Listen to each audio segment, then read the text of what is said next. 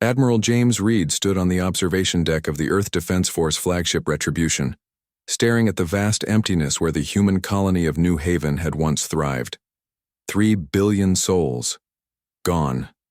Not a building remained, not a blade of grass. The Void Lords had been thorough in their extermination. "Status report," he said, his voice steady despite the grief threatening to overwhelm him. Commander Lisa Hayes approached, her uniform impeccable despite the dark circles under her eyes. "Sir, the fleet is assembled. All 27 remaining. Warships are combat ready. The evacuation of the outer colonies is proceeding as scheduled." James nodded. Humanity's first contact with the Void Lords 6 months ago had been catastrophic. An advanced civilization spanning thousands of worlds, they possessed technology that made humanity's greatest achievements seem like children's toys. Their message had been simple: submit to assimilation or face extinction. Humanity had refused. Now they were paying the price. And what of Project Phoenix, James asked. It was their last hope. A desperate gambit conceived by Dr. Alan Foster, Earth's foremost xenobiologist. Dr. Foster reports they've decoded the final piece of the progenitor artifact. If he's correct, it contains coordinates to a weapon capable of stopping the Void Lords. The progenitors were the stuff of legend, an ancient race said to have seeded the galaxy with life before mysteriously vanishing. Their artifacts occasionally turned up, technological marvels beyond human understanding. Until now. "Tell Dr. Foster I want to see him immediately," James ordered. Minutes later, Dr. Foster burst onto the deck, clutching a data pad, his eyes wild with excitement. "Admiral, we found it. The Forge of Creation, a progenitor installation capable of rewriting the fundamental laws of physics within a localized area. The Void Lord's technology relies on quantum manipulation. This weapon could render it useless." "Where is it?" James asked. "That's the problem," Foster replied, his excitement dimming.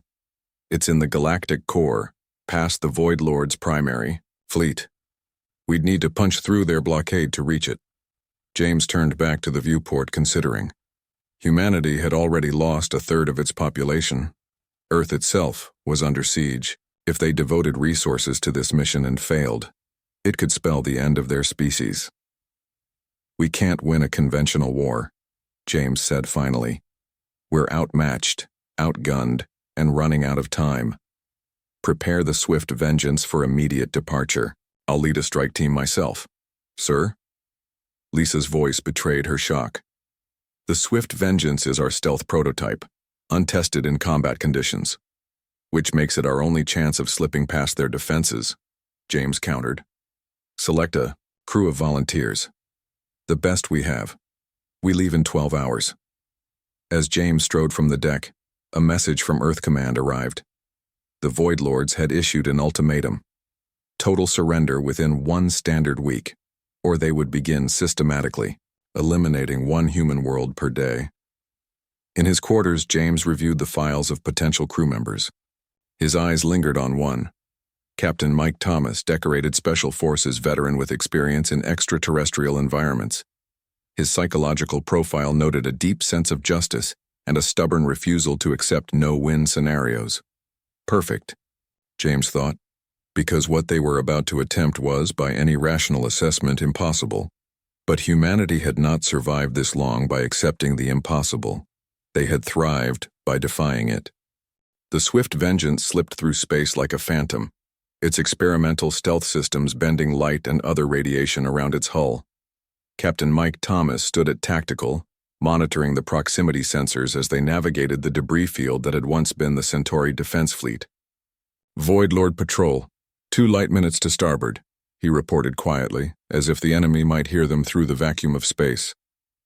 Admiral Reed nodded. "Hold course, steady as she goes." Their crew of 15 represented humanity's best: engineers, scientists and soldiers chosen for their skills and unwavering resolve. Dr. Kate Wilson, the ship's xenotechnologist, was currently in the lab analyzing Void Lord communication patterns. If they needed to impersonate an enemy vessel, her work would be crucial. "Admiral," Dr. Foster called from his station, I've been reviewing the progenitor data again. There's something odd about the forge's location. Odd how? James asked. It's positioned at the exact center of a radiation cluster that's been growing for millennia, almost as if it's been feeding the cluster. Foster's brow furrowed. The progenitors weren't just building weapons.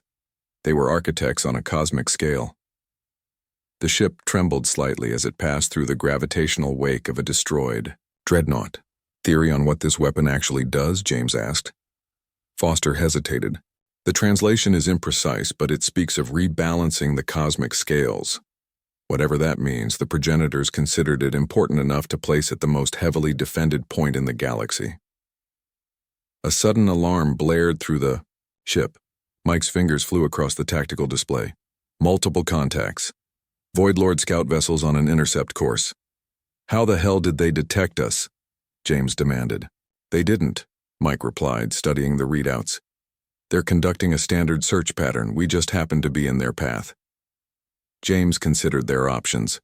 The Swift Vengeance carried limited armaments, enough to handle small threats, but not a prolonged engagement. Can we outrun them? He asked. Engineer Tom Davis shook his head. Not without pushing our engines beyond stealth parameters. They'd detect the energy spike immediately. Then we hide, James decided. Full power, to stealth systems. Kill all non-essential operations. The lights dimmed as the ship redirected energy. Everyone held their breath as the Void Lord scouts approached. Through the viewports they could see the alien vessels, sleek, midnight black constructs that seemed to absorb rather than reflect light, their hulls decorated with pulsing blue veins of energy. For agonizing minutes, the scouts circled, occasionally emitting scanning pulses that washed over the Swift Vengeance. Each time, the humans expected to be discovered. Each time, the stealth systems held. Finally, the scouts moved on, continuing their patrol route deeper into the debris field. That was too close, Mike muttered. It's only going to get worse, James replied. We're still at the edge of human space. The closer we get to the core, the heavier their presence will be. Dr. Wilson entered the bridge, her face grim. Admiral, I've deciphered more of their communications. The Void Lords have accelerated their timetable. They're not waiting a week. They've already begun the systematic destruction. New Mars colony is gone. 16 million dead. A heavy silence fell over the bridge. New Mars had been humanity's first extraterrestrial settlement, the symbol of their expansion to the stars. Why? James asked, his voice barely a whisper. What do they want from us? I think I know, Dr. Foster said, looking up from his console with horror in his eyes. According to these readings, the Void Lords aren't just conquering our space. They're harvesting something from our planets after they sterilize them. Some form of energy our instruments can barely detect. Life force? Mike suggested skeptically. No, Foster replied. Something more fundamental.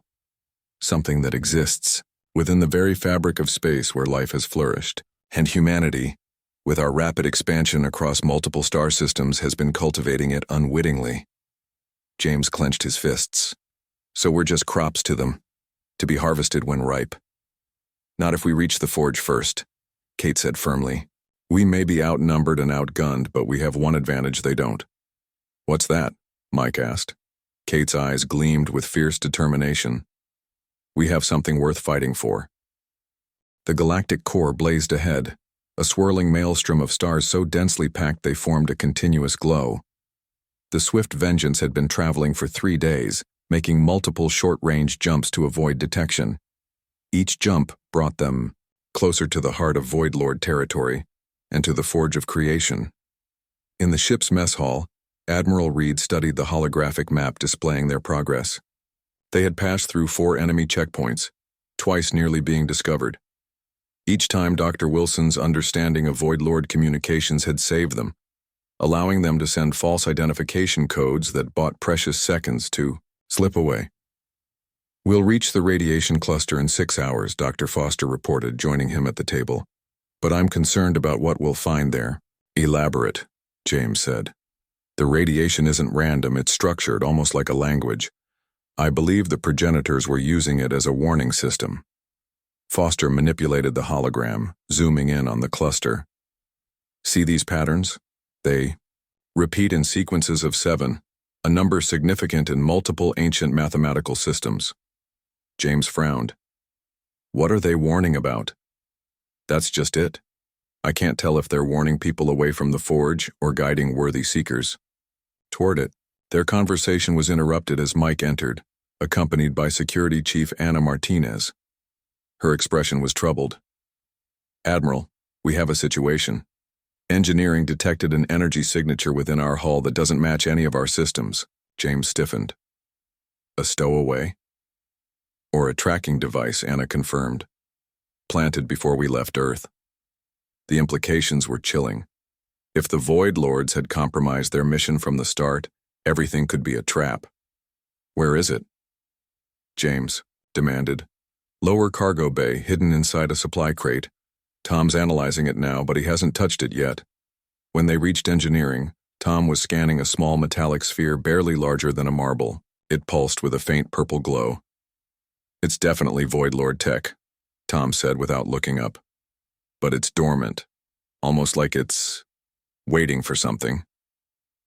Jettison it, James ordered. Tom shook his head. If we eject it, the energy release might trigger it. Better to contain it until we understand what we're dealing with. Dr. Wilson studied the readouts. It's not a standard tracker. The energy signature is all wrong. It's more like... Her eyes widened. It's a quantum entanglement device, one of a pair. Where's the other one? Mike asked. Could be anywhere. But if activated, it would create a tunnel through subspace, allowing matter to pass between the 2 points instantaneously. James didn't need further explanation. They've planted a back door on my ship. We need to disable it without triggering the connection, Kate said. I might be able to create a localized dampening field, but I'll need time. A ship-wide alarm suddenly blared. Admiral to the bridge, Lisa's voice came over the comm. Void Lord warships approaching. When they reached the bridge, the tactical display showed 5 enemy vessels moving to intercept, their weapons already charged. They're hailing us, Lisa reported. James nodded grimly. Put them through. The view screen flickered, revealing a being that barely resembled anything humanoid. Its form seemed to shift between solid and gaseous states, with multiple appendages that dissolved and reformed as it moved. Its face was a swirling void with points of light like distant stars. Humans, it spoke, its voice resonating directly in their minds, rather than through the ship's speakers. Your deception is known to us. Your primitive stealth technology cannot hide the unique resonance of your consciousness. What do you want from us? James demanded. Why are you destroying our worlds? Your species disrupts the harvest. You, spread across stars that are not yours to claim. The energy that grows within your domain belongs to those who have tended the galaxy for eons. You mean you've been farming the galaxy, James accused, treating sentient beings as cattle. The Void Lord's form rippled, perhaps its version of amusement. The strong survive by consuming the weak. This is the law of existence. Not our law, James replied firmly. Your resistance is irrelevant. Even now our forces converge on your homeworld. Earth will be cleansed within a standard rotation. The transmission cut off abruptly. They're moving to surround us, Mike reported. Weapons locked. James made his decision instantly. Emergency jump. Now. Without coordinates? Lisa questioned. Straight toward the forge, James confirmed. Sometimes, the only way past a blockade is to punch right through it. The Swift Vengeance shuddered as its engines powered up beyond safe parameters. Space distorted around them as they launched into a desperate jump, directly toward the heart of the radiation cluster and hopefully salvation. The Swift Vengeance emerged from its emergency jump with alarms blaring and systems failing. The ship tumbled through space, its hull integrity compromised in multiple sections.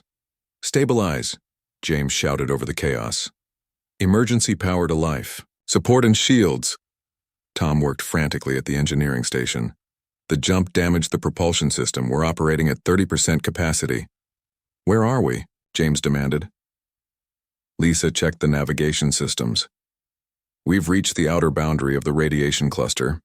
But Admiral, something's wrong with space itself here. The view screen showed a region unlike anything they had encountered.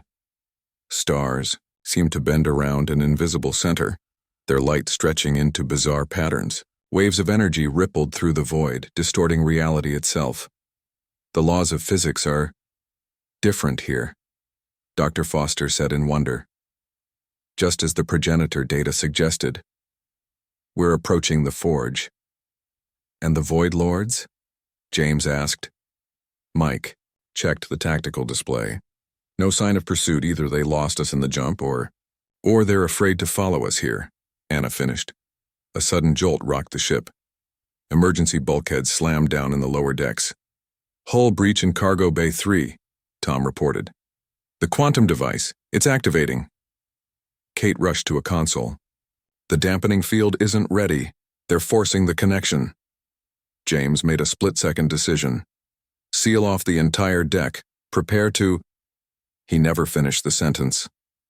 A blinding flash of purple energy erupted from below decks, tearing through bulkheads and shields alike. When it subsided, a Void Lord stood on the bridge, its shifting form towering over them. Primitive creatures. It communicated directly into their minds. Did you truly believe you could reach the forge? Anna drew her weapon, but the Void Lord moved with impossible speed. A tendril of darkness lashed out, wrapping around her throat and lifting her off the ground. Your weapons cannot harm us. We exist partially in dimensions your minds cannot comprehend. Mike lunged forward, drawing a combat knife, but another tendril swatted him aside like an insect. He crashed into a console, blood trickling from his temple. Stop, James commanded. What do you want? The Void Lord released Anna, who collapsed, to the deck, gasping for air. The coordinates of your remaining colonies, the locations of your refugee fleets. You will provide them, or I will extract them from your dying minds. Go to hell, James spat. The alien's form rippled. Your concept of hell is inadequate to describe what awaits your species. Dr. Foster had been quietly working at his station during the confrontation. Now he looked up, his eyes widening. Admiral, we're here. The forge. It's directly below us. The Void Lord turned toward him, its form darkening with what might have been alarm. Before it could act, Kate activated something on her console. A pulse of energy swept through the bridge, momentarily disrupting the alien's cohesion. Now! She shouted. James didn't hesitate. He slammed his hand on the emergency controls and the bridge separated from the main ship, a feature designed as a last resort escape pod. As they plummeted toward the heart of the radiation cluster, the Void Lord reformed. But too late. Bridge module was already accelerating away, its smaller profile allowing it to slip through the space-time distortions more easily. It's trying to follow, Lisa warned, watching the sensors. Vent the fusion cells, James ordered. Full burst behind us. Tom hesitated only a moment. Venting the cells would leave them with minimal power before executing the command. Behind them, a miniature star ignited as the fusion material exploded, creating a shockwave that caught the pursuing Void Lord and hurled it away from their trajectory. We've lost 90% of our power, Tom reported grimly. Life support is on emergency reserves. Through the viewport, they could see a structure materializing ahead, impossibly vast, composed of geometries that hurt the human eye to observe. Rings within rings rotated in multiple dimensions surrounding a core of pure white light. The forge of creation, Dr. Foster whispered in awe. Can we dock with it? James asked. Foster shook his head. It's not that kind of installation. The forge isn't a place you enter physically, it's a tool you interface with. How? Foster pointed to a small artifact he had extracted from his pack, a crystalline object that pulsed in rhythm with the massive structure ahead. With this key. But Admiral, someone needs to remain on the bridge module to maintain our position. The gravitational forces here would tear us apart otherwise. They all understood what he wasn't saying. Whoever stayed would not survive. I'll do it, James said without hesitation. The rest of you take the escape pods and withdraw to a safe distance. With all due respect, Admiral, Mike interrupted, blood still flowing from his wound. You know how to use that thing. I don't. I'll stay. Before anyone could argue, alarms blared again.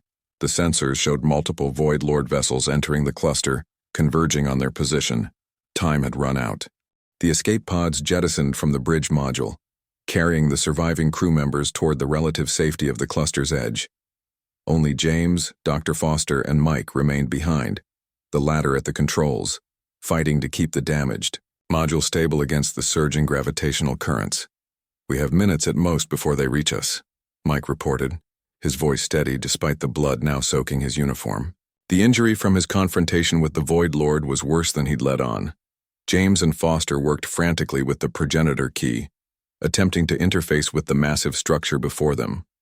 The crystalline artifact had begun to glow brighter, resonating with the forge. "It's responding," Foster said, excitement breaking through his exhaustion. "The patterns match what we decoded from the artifact, but I don't understand the mechanism of activation."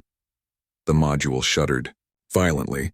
Outside space itself seemed to be tearing apart as the Void Lord vessels approached, their advanced drives pushing through the distortions with ease. "Figure it out fast," Mike urged through gritted teeth. "Company's coming." James studied the key, which now projected holographic symbols into the air, complex mathematical equations that shifted and evolved as he watched. "It's a test," he realized suddenly. The progenitors wouldn't leave their most powerful weapon accessible to anyone. "We have to prove we understand its purpose." Foster nodded frantically. "Yes, the equations. They're asking for the solution to a moral calculation. Look at the variables." The symbols rearranged themselves, forming a complex scenario. Resources, populations, power differentials, survival rates. At its core was a fundamental question. When faced with extinction, what actions are justified? "They're asking if we deserve to use their weapon," James said softly. "If we're worthy." A proximity. Alarm blared.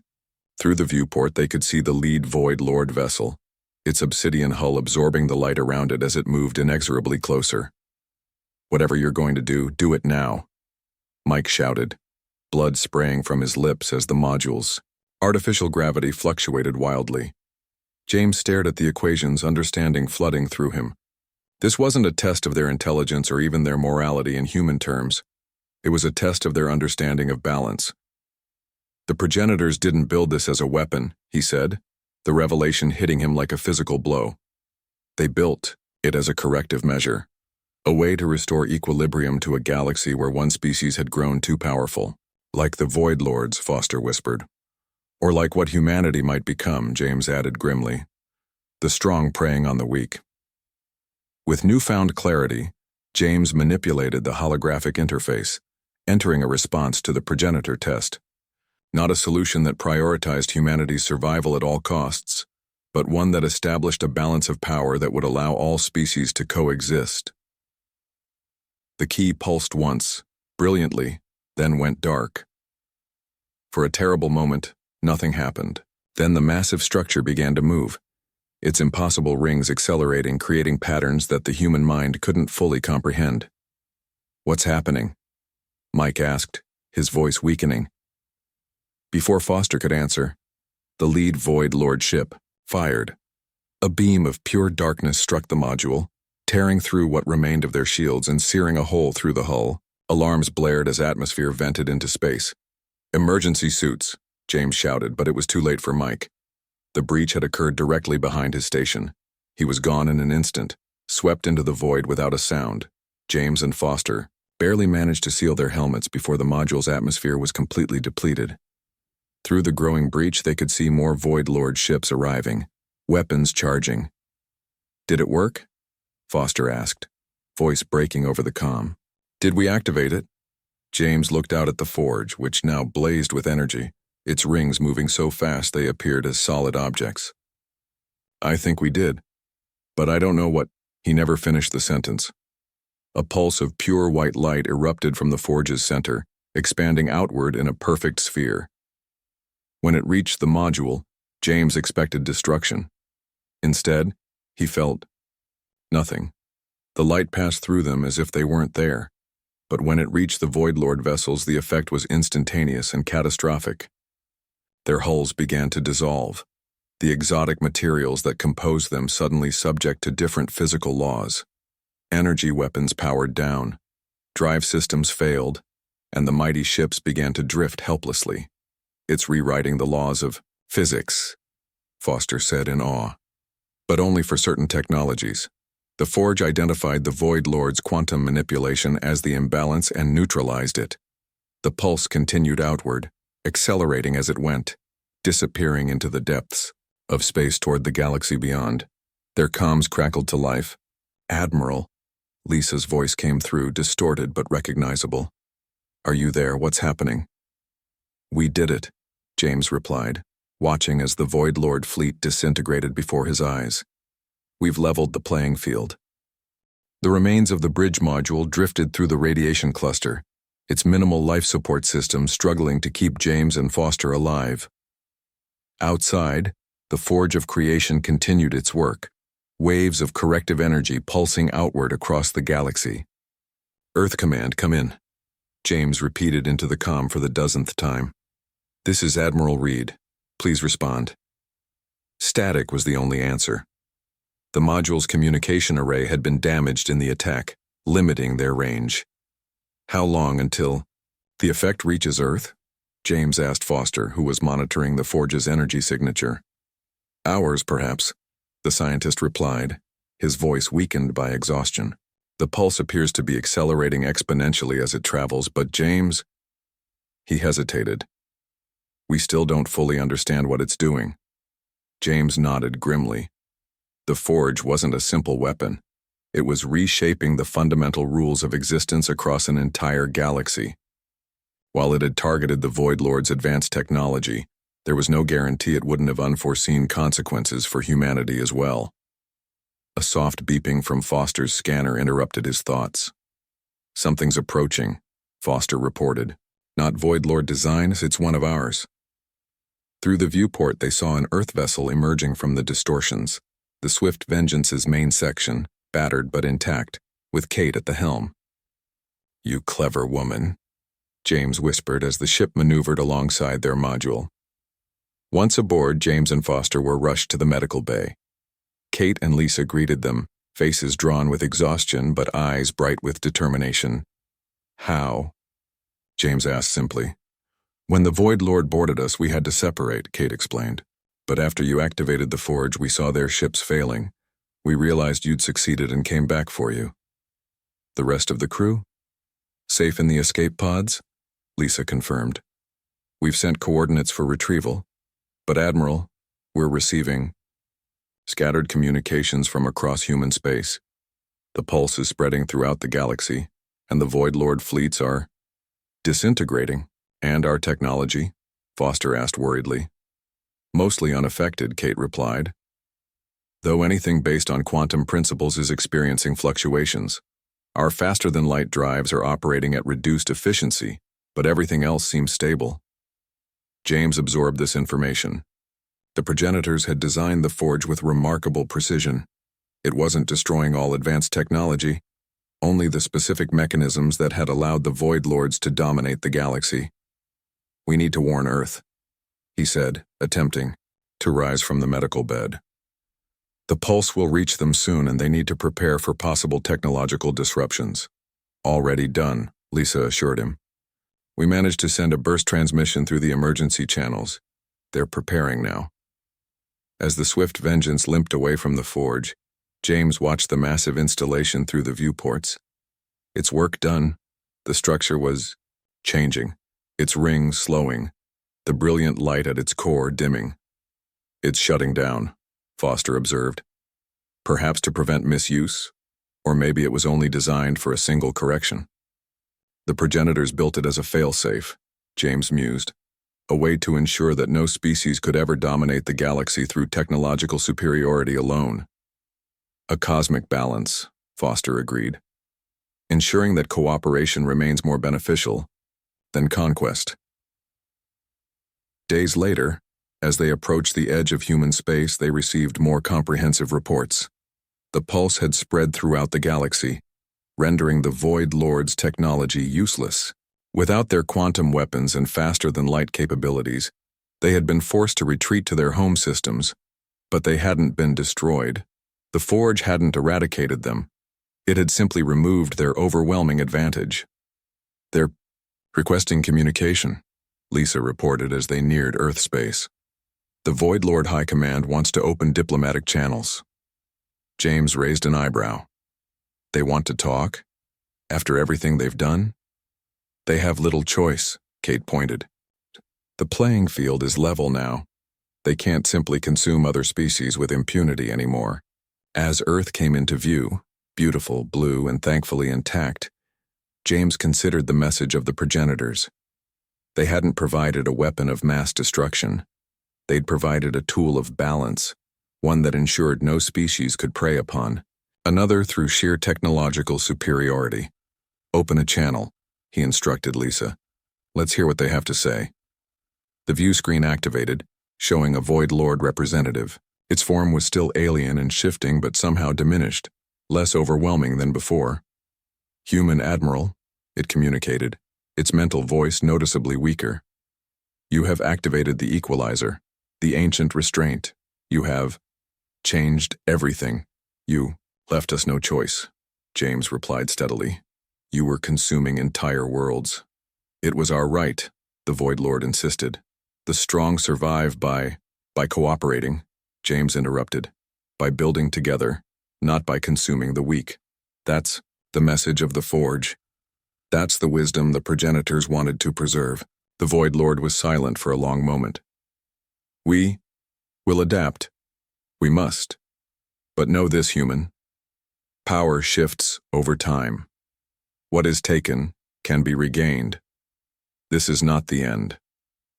"No," James agreed. "It's a beginning. A chance for all species to find their place in the galaxy without fear of extinction." As the transmission ended, James gazed out at the stars. Countless worlds where countless species now had a fighting chance at survival and self-determination. "Never let the strong prey on the weak," he murmured. "A simple principle, but one worth fighting for." 1 year later, Admiral James Reed stood before the newly formed Galactic Council, an unprecedented gathering of representatives from 27 spacefaring species, including humanity and, most surprisingly, the Void Lords themselves. The WoW Council chamber had been constructed in neutral space, a massive station orbiting a star at the galaxy's edge. Its architecture incorporated elements from all member species, a physical manifestation of their new cooperation.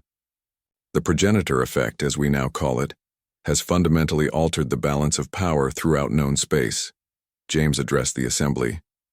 No single species can dominate through technological superiority alone. We must all find ways to coexist. The Void Lord representative, who had taken the diplomatic name of Observer, shifted its still unsettling form. "Some among my kind view this as an imprisonment, a denial of our divine right to harvest." "And yet you're here," James noted. "Adaptation is necessary for survival," Observer replied. "We have existed for millions of years by consuming the energy cultivated by younger species. Now we must trade for it." The concept clearly disgusted the alien, but necessity had forced even the mighty Void Lords to the negotiating table. Dr. Foster, now heading the newly established progenitor research division, stepped forward. "Our studies of the Forge's effects continue to yield fascinating results. The correction wasn't simply technological. It appears to have altered certain fundamental constants in a way that specifically inhibits quantum manipulation beyond certain parameters. In essence," Dr. Wilson added, "it created a ceiling for technological development, one that applies equally to all species." An ambassador from the Rylian Conclave, insectoid beings who had nearly been exterminated by the Void Lords, buzzed with agitation. "And what prevents us from destroying the weakened Void Lords for their crimes? They annihilated billions of our kind." Murmurs of agreement rippled through the chamber. Many species had suffered tremendously under Void Lord expansion. The desire for vengeance was understandable and dangerous. James raised his hands for silence. That impulse to destroy those who harmed us is precisely what the progenitors sought to prevent. If we eradicate the Void Lords now, we become what they were, the strong preying on the weak. They deserve justice, the Rylan insisted. Justice, yes, James agreed. But not extinction. The Council will establish tribunals to address the atrocities committed. There will be reparations, restrictions, monitoring, but not genocide, never genocide. Observers' form rippled with what might have been grudging respect. You could destroy us now. You choose not to. This is unexpected. Then you never understood us, James replied simply. As the council session continued, James stepped away briefly to join Lisa and Kate on an observation deck overlooking the vast station.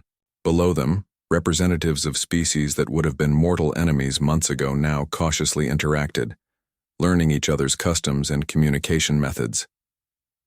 It's working, Lisa said with wonder. Slowly, painfully, but it's working. The Forge didn't just level the technological playing field, Kate observed. It forced us all to recognize our interdependence. James nodded. The progenitors understood something fundamental about sapient life. Given overwhelming power, nearly any species will eventually abuse it. The temptation is too great. Some of our own people are unhappy, Lisa noted. Military leaders, corporations that were developing quantum technologies. They see the progenitor effect as a limitation on human potential. It is, James acknowledged. But perhaps that's exactly what we needed. A reminder that true advancement isn't measured by destructive capability, but by how we treat those with less power than ourselves. A soft alert chimed on Kate's pad. The colonial reconstruction fleets have reached the New Haven system. They've begun seeding the planet with atmosphere processors. James felt a surge of emotion. New Haven, the first world he'd seen destroyed, would live again. It would take decades, but eventually, human settlers would return. When he rejoined the council session, the discussions had turned to establishing trade routes between formerly hostile species. The Void Lords were offering energy harvesting technologies in exchange for access to renewable sources that wouldn't require the destruction of inhabited worlds. Progress was halting, distrustful, but real. That evening, in his quarters aboard the station, James recorded a personal log. 1 year since the activation of the Forge, and the galaxy is transforming. The Void Lords remain dangerous. Their natural abilities still make them formidable, but they can no longer simply consume whatever they wish. They must negotiate, compromise, coexist. We've learned that the progenitors themselves faced a similar crisis eons ago. According to records, we've begun to decipher. They developed technologies that threatened the balance of all life in the galaxy. Rather than using that power, they created safeguards against its abuse, then apparently transcended physical existence entirely. Their final message, encoded in the Forge itself, now seems clear. Never let the strong prey on the weak. Not a tactical instruction, but a moral principle, perhaps the only one that ensures lasting survival for any civilization. Humanity stands at a crossroads. We could become bitter about the limitations imposed by the progenitor effect. Or we can embrace a new way forward as guardians of balance rather than conquerors. The stars are still within our reach, but now, we must approach them with wisdom rather than merely ambition. Perhaps that is the greatest gift the progenitors left us. As James concluded his log, he gazed out at the stars. Somewhere out there, the Forge of creation stood silent once more, its purpose fulfilled. But its message would echo through the civilizations of the galaxy for millennia to come. In the council chamber the next morning, James proposed a formal declaration, a founding principle for their new galactic community. The vote was unanimous, even the Void Lords concurring, though perhaps only out of necessity. The declaration was simple, carved into the central column of the chamber in the languages of all 27 member species. A galaxy's last words: never let the strong prey on the weak. It wasn't merely a warning. It was a promise,